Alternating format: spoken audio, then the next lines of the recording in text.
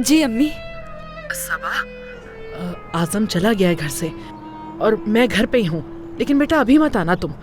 अम्मी अगर आप घर पर हैं तो मुझे पड़ोसी के फोन से क्यों कॉल कर रही हैं? वो असल में पता नहीं उसने मेरे फोन के साथ क्या किया है। कहने लगा खुदा तुम्हें गारत करे, मैं नहीं आऊंगा चंद दिन के लिए, कह के चला गया यहाँ से। इसलिए अभी तुम मत आना घर।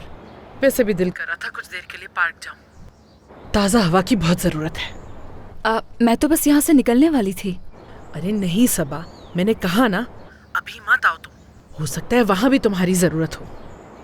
सुन रही हो ना, हम फिर मिल लेंगे कभी। चलो अब मैं चलती हूँ, बाद में बात करेंगे।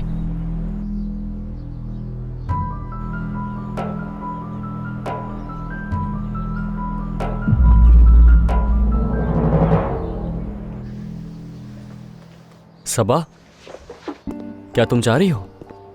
जा रही थी लेकिन अम्मी ने मना कर दिया। अगर तुम्हें फिक्र हो रही है तो तुम चली जाओ उनसे मिलने।